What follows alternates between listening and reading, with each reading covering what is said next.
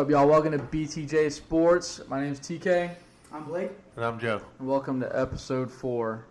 If you haven't already, make sure you like, comment, and subscribe. Leave a comment, any questions, any video suggestions. We will answer them in the upcoming episodes. Sorry, I got something in the throat. But anyways, let's get down to our 3 topics for the day. We're going to rank our 3 hardest games in order, going from 3, 2 to 1. We got some OTA updates for you guys, and then we're going to describe who we think our offensive GOAT and defensive GOAT is. Mm-hmm. All right.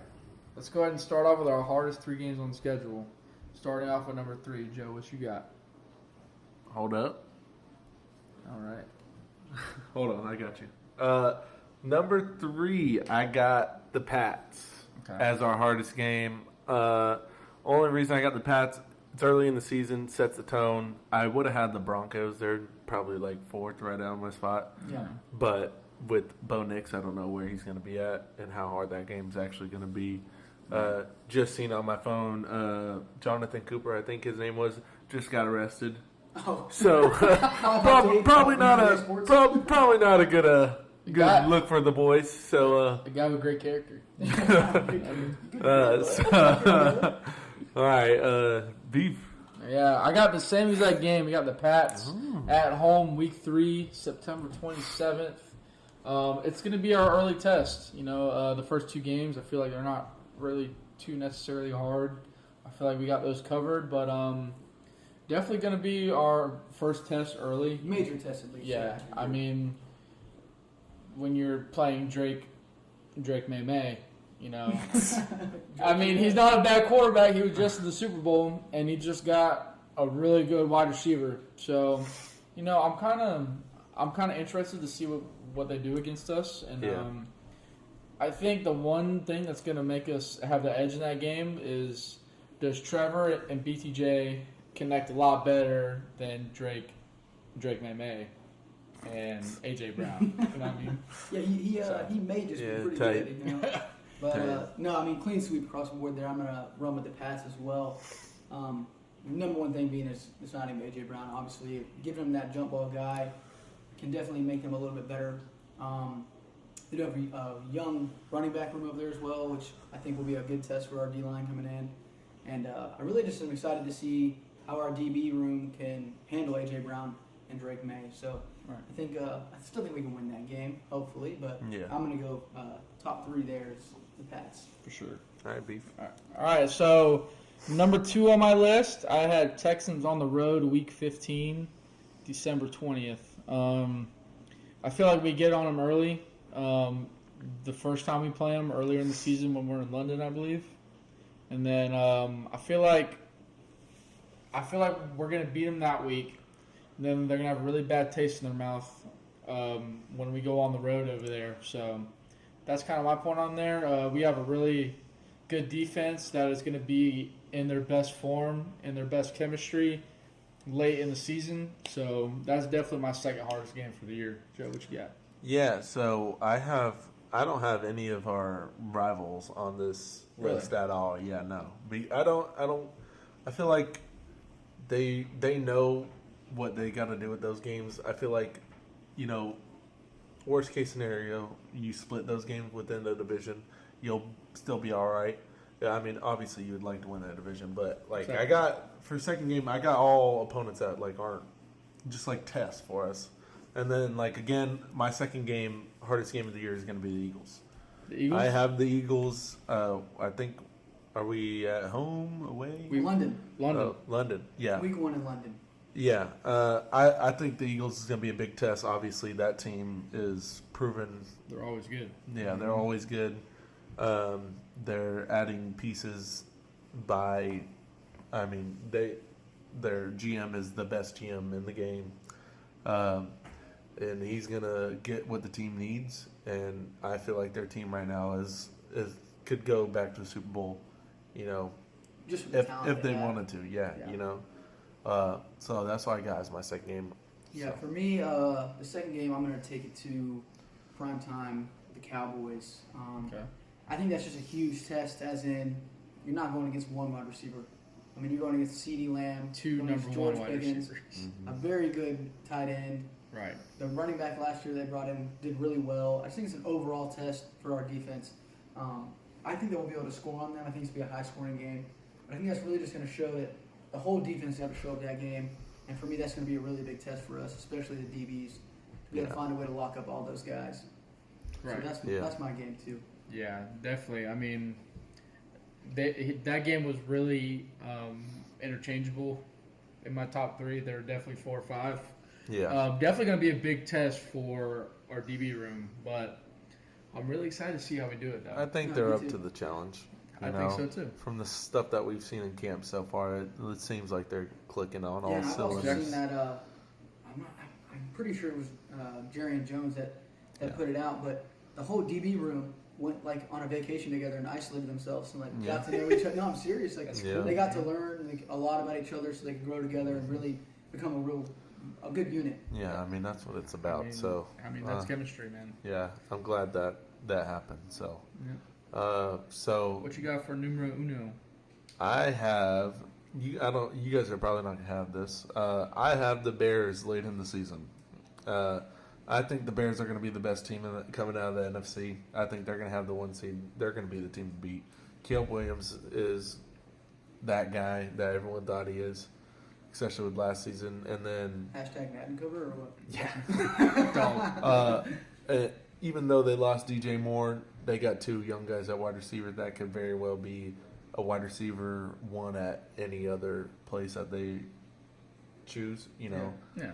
And the running game that got there, their defense is solid, always been solid. You know, I think they're the team. They're going to be the team to beat, and especially late in the season like that, they're going to be our biggest test. So, yeah. To be honest with you, I had the same exact game. Oh, okay. Same exact game, week 1. Bears, no doubt in my mind, they're probably the most complete team right now, and they're probably ready to go win it right now. And then it's also on the road, week 13. December 6th, and it is going to be cold as hell. Yeah. All right. It's not easy walking in there and getting a win really late in the season like that, especially against a team. If we think what they're going to be like, they're going to be rolling.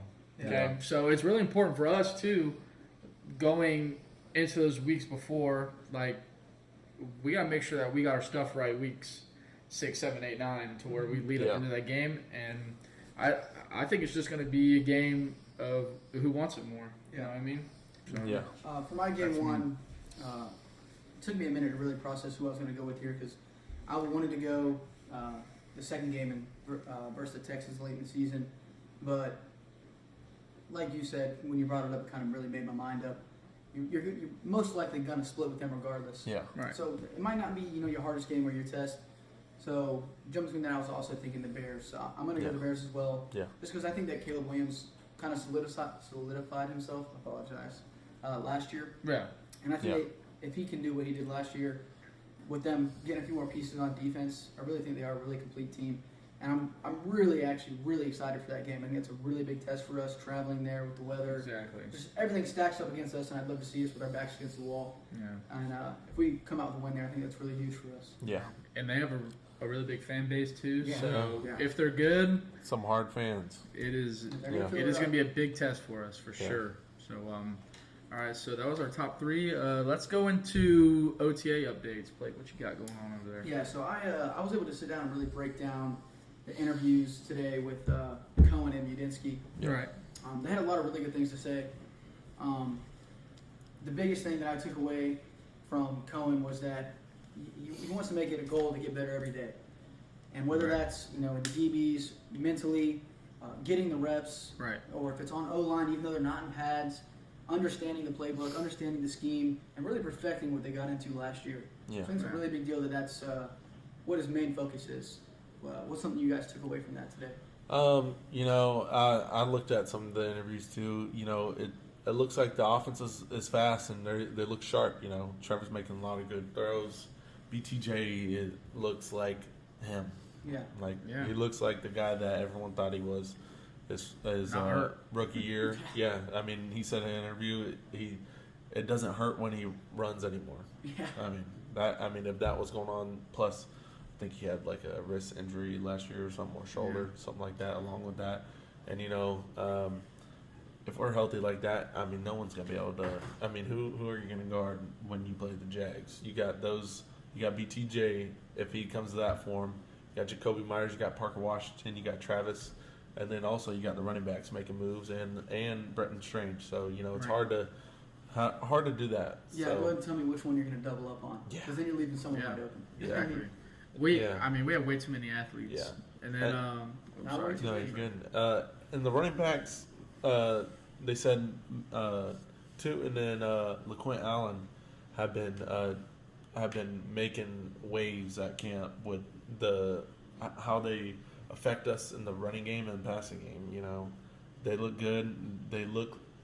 I mean, if you got those two guys like that going back and forth, I mean, I like competition. Toot knows he has to, get up. Toot knows he has to step up to the plate and see if he can be the running back one. Yeah. I mean, we took him for a reason. I felt like everyone was questioning why did we take another running back the year prior to this draft. Why did we take two running backs like that, or three running backs? I thought we took in that draft, and look at where we're at now. Now we don't have ETN. Now we have those guys, and they're gonna make plays. So we just need to see what's gonna happen. Yeah, I've also seen a lot about Amir. Not sure if you guys seen too much of that, but apparently Cohen said that in the route running, that with the veteran presence he's bringing in the route running has really made waves in minicamp, especially today, because his routes are sharp. He really understands the scheme without needing a lot of correction, just because the veteran presence he brings to that running back room. Yeah. Right, exactly. And then beyond that, defense wise, they look fast. They continue to look better every day, and that's their mindset. And then they also look very, as the coach said it, very active. They look like they know what they're doing when they need to do it, and they're going beyond their expectations that they even had together. And then going back, if they have that chemistry from like that trip that take, that's cool, and it even presses it even beyond that. So, yeah, I mean, that's a great thing to hear. You know Yeah. what I mean? So, I also saw what Liam said. What will unlock our offense is what Trevor and BTJ can do on their connections. And I feel like that's going to be a big part of our offense because we have so many different athletes that we're able to get the ball to. I'll be honest with you, I think we're in a good situation where we have too many people to throw the ball to. Yeah. Which is a great problem to have because if Trevor can connect with BTJ a lot, that opens up for all of our other athletes to get the ball. So we got Myers, Parker, Tootin, Strange. Yeah. It'll be a fun offense to watch Yeah. if they do what they're supposed to. Yeah, especially with a deep ball. I mean, you get BTJ hit on a few deep balls, and they push back two high safeties. That opens up the middle of the field for Myers, for Brenton, and for Parker to do Parker's thing. Yeah. And, opens up a lot of lanes for screens, opens holes for run games. I mean, it really gives you a lot of other options and lets you utilize your weapons in a better way.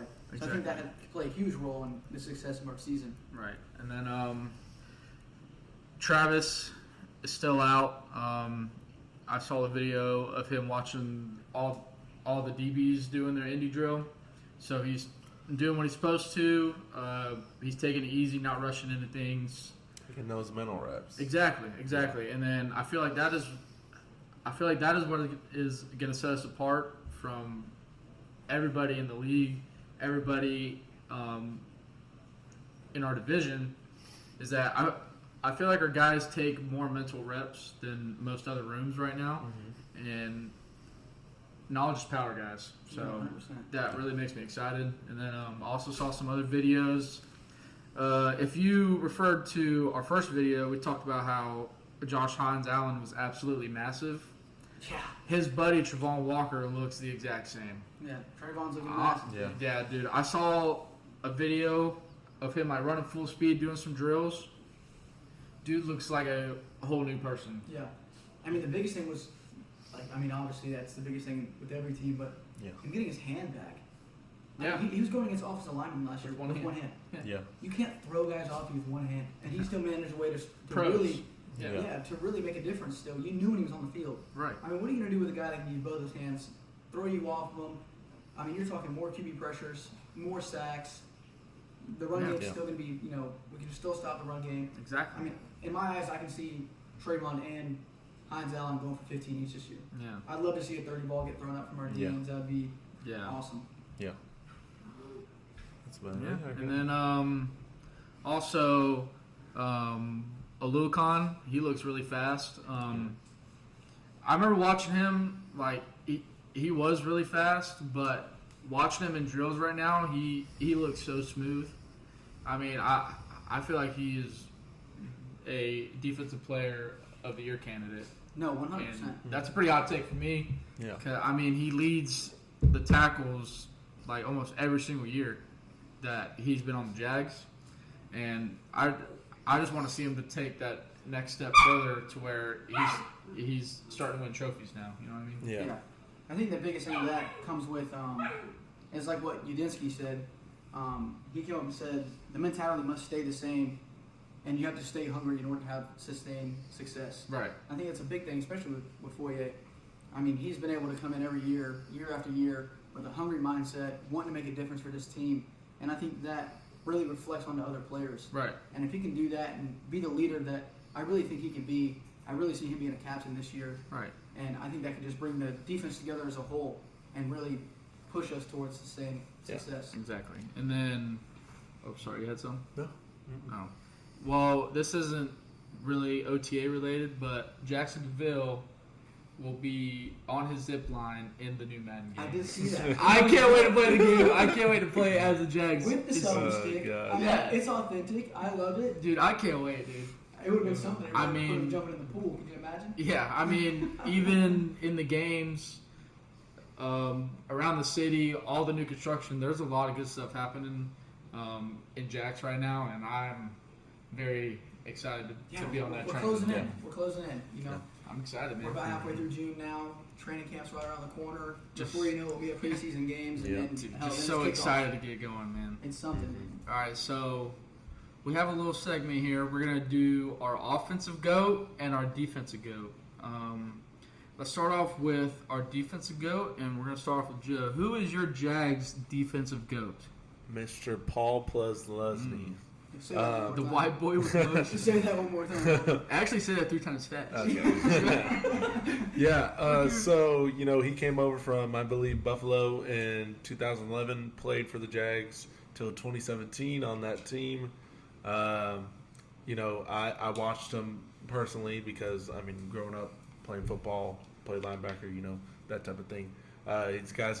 He's a guy like I really watched, paid attention to a lot. So he's one of my goats, and just in that sense. And then on top of that, he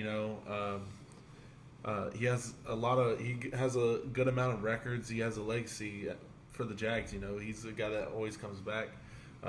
He was a Pro Bowl selection in 2013, led the NFL in tackles in 2013 as well.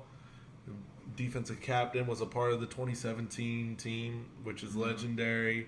He was really a ball hawk and got after the ball. So, he also holds the franchise record for most solo tackles in the Jacksonville era. So, he's the He's a real deal. probably the greatest defensive leader in that the Jags have had. So he's my defensive GOAT right there. And some people would call that a white boy with a lot of motion. So, I would say He's that. got some motion. all right, but who you got on defense? So this is going to be a little different Okay. because he's still playing. Yeah. I'm actually going to take Josh Hines Allen. Okay. I know he's still active and he's got hopefully many more years with the Jags, but he's already broken the franchise record in sacks. And to me, longevity is one of the most important things when it comes to solidifying yourself as a GOAT. He's done it for a long time. He stays healthy, he takes care of his body, and he produces. I think that if, the fact that he's still building his resume in Jacksonville, Mm-hmm. by the time that he's done here, I think that if he can reach 100 Ring career of Honor sacks, type of guy. all in Jacksonville, I think there's no doubt that his name will be up in the stadium, and he Yeah. might have that that chance to chase a Hall of Fame. Yeah. Exactly. And I'll be honest with you, I got the lockdown corner, Jalen Ramsey. Yeah. Played with us from 2016 to 2019. Had almost 200 tackles at 196. Dude, that's crazy. Dude, as a cornerback, that is crazy. That's crazy number. He is a 2-time Pro Bowler, a first-team All-Pro in 2017. And that's pretty freaking hard to do. Yeah. No, it He is. had all-team rookie in 2016.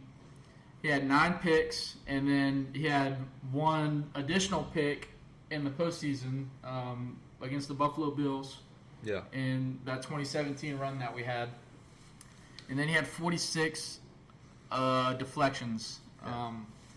I don't really like Florida State, but I know my girlfriend does, and she loves her some Knowles, but I think this is the one Knoll that I probably love the most. This guy was the cornerstone to Saxonville. Yeah. No, 100%. Like, this guy was the real deal. And A lot of people that's think why. about that, man. They don't, because when you're holding those pressures in the secondary, it allows your pass rushers so much more time to get to the quarterback. Yeah. And I just don't think it would have been possible without Jalen Ramsey. And probably the number one trash talker goat of all time. Yeah, I mean, how do you in warm-ups? I think everyone remembers the Yeah. video.